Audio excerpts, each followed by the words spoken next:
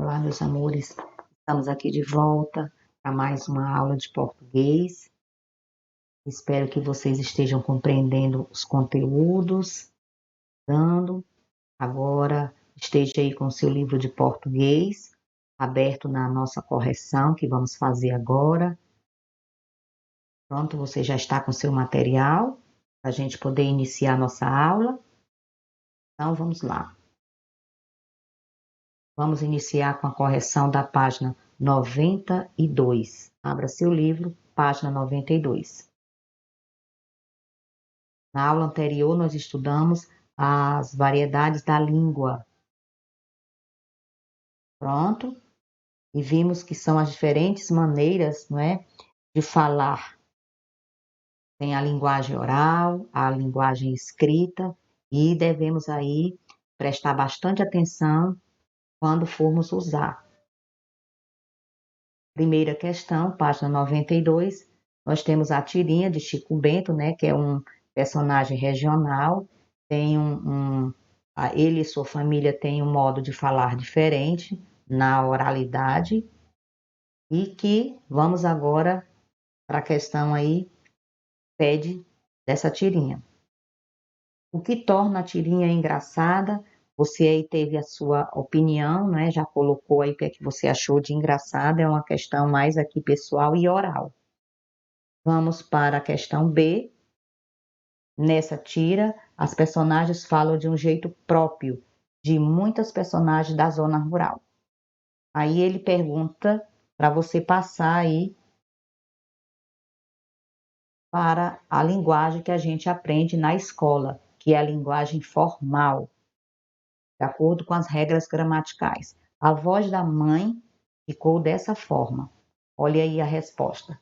Chico, você está muito cabeludo. Precisa cortar o cabelo.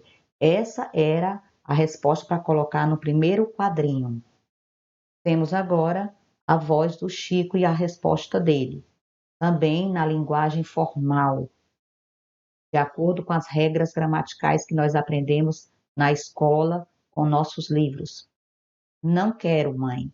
A professora falou que o barbeiro transmite a doença de Chagas. Então, a confusão aí, né, aconteceu com relação à palavra barbeiro. A mãe estava se referindo a cortar o cabelo e ele confundiu com a doença de Chagas, né, que o barbeiro é o que transmite, é o transmissor da doença de Chagas. Vamos aqui para a questão 2, está na página 93. Nós temos aí outro tipo de linguagem, você deve ter lido, até um pouco assim complicada de entender, um médico falando para o seu paciente. A linguagem que o médico está falando para o paciente é uma linguagem totalmente desconhecida dele, do paciente. É uma linguagem científica, aquelas que os médicos aprendem quando estão estudando, né, na faculdade. Então, letra A, pergunta: na sua opinião, o paciente compreendeu a explicação do médico e por quê? Qual foi a sua resposta? Veja aí de acordo com a que está. Não, o paciente não entendeu, porque o médico usou um vocabulário técnico com termos médicos. Então, ele não poderia entender, certo? Somente o médico. Então, esse tipo de linguagem é de médico para médico, porque ambos vão entender. Para o paciente, não. Então, vamos para a questão B. A linguagem usada pelo médico é errada? Explique. Não, ela não é errada.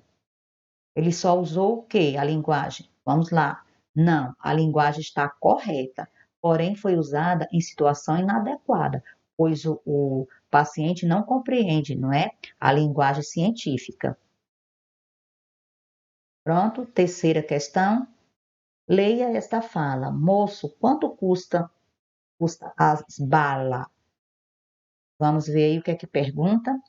A letra A. A pessoa está perguntando o preço de uma única bala ou de várias balas? Resposta: de várias balas. Letra B. Como você sabe? Pela presença do S em as. Ele diz as bala, não é isso? Só que, nesse momento aí, ele falou bala. Bala era para estar concordando com esse as, pois está no plural. Vamos para a letra C. Por que você acha que ele usou apenas essa palavra no plural? Bem, aí você chegaria a um certo conhecimento, que a questão é oral, pessoal no caso, para que você possa dizer que foi o modo dele falar, não é? Foi a sua linguagem coloquial, a sua linguagem do dia a dia, e não com as regras gramaticais que nós aprendemos na escola. A letra D. Reescreva essa fala na variedade padrão, que é a linguagem formal, aquela que a gente aprende com as regras gramaticais na escola, com os livros. Ficou assim: moço, quanto custam as balas? Tudo na concordância, né? Das regras gramaticais que aprendemos com os livros. Pronto, então nós vemos aí uma linguagem oral, que é aquela que você fala no seu dia a dia, quando está conversando com amigos, com seus pais, mas tem a linguagem escrita, que deve ser de acordo com as regras que aprendemos. Pronto, vamos prosseguir agora. Confira suas respostas. E vamos ainda continuar falando das variedades da língua. Vamos ver o que é que temos para hoje. É importante compreender as variedades da língua para melhor usá-las em diferentes situações. Utilizar a língua como meio de expressão, informação e comunicação requer também o domínio dos diferentes contextos de aplicação da língua. Quando eu falo com alguém, uma pessoa em casa, meus pais, um colega, eu uso a minha linguagem coloquial, que é a linguagem oral. Mas, ao escrever, eu tenho que escrever de acordo com as regras que eu aprendo na escola, as regras gramaticais. É isso aí que a gente tem que ter o domínio. Na fala, às vezes você não se preocupa, nós falamos palavras pela metade, está, a gente fala assim, tá, mas na hora de escrever, nós temos que seguir as regras da gramática. Norma culta é a variedade de prestígio que deve ser adquirida na vida escolar. É aquela que você aprende durante suas aulas, nas regras da gramática, com seu livro de português, na hora que você vai fazer os exercícios, e você está produzindo um texto. Ao produzir esse texto, você tem que utilizar essa linguagem culta, né? A linguagem padrão, de acordo com as regras. Mas vamos ver aí um poema de Oswaldo de Andrade, Vício da Fala. E nós temos esse vício na fala, que é a maneira de falar, o nosso dia a dia, que a gente também chama a linguagem coloquial, a linguagem oral. Para dizerem milho, dizem mil. Para melhor, dizem mió. Para pior, pior. Para telha, dizem teia.